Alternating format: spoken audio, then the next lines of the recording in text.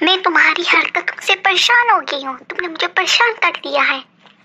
चलो तुम्हें डॉक्टर के पास लेकर चलती हूँ, वो तुम्हारा इलाज करे।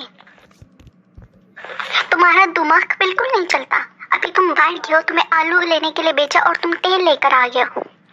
सुबह कोई चीज लेने के लिए भेजा, तुम कोई और लेकर आ गए हो। चलो आज डॉक्टर के पास लेकर चलती हूँ।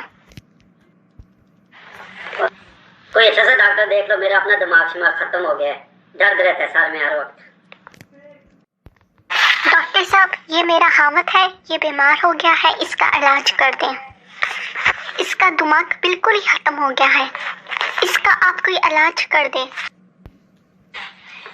भाई चल इधर आके बैठ इधर।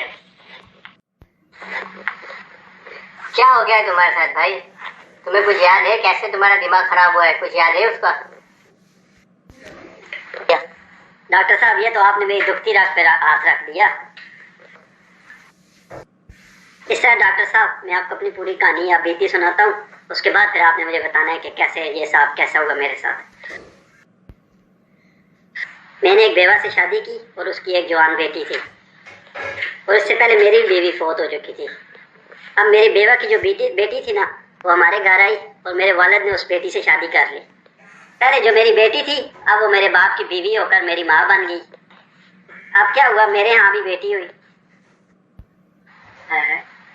और वो मेरे बेटे की पोती बन गई। जो मेरी रज़ाई माँ है, मैं तो उसका नाना बन गया है, और वो जो है वो मेरी माँ है।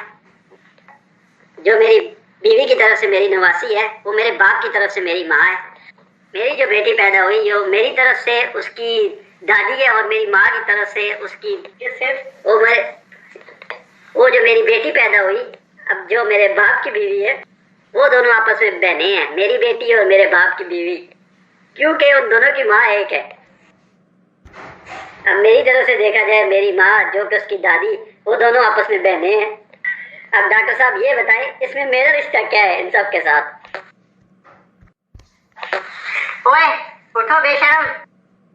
ओ भाई, आधे घंटे से तू मुझे बाप बेटी दादी बहने इसी में लगाया हुआ है। तूने तो आधा मुझे पागल कर दिया। तू खड़ा हो जा भाई, पहले खड़ा हो जा और सारे रिश्ते लेके घर निकल अपने तू, ठीक है? वहां पे दोबारा मत आना।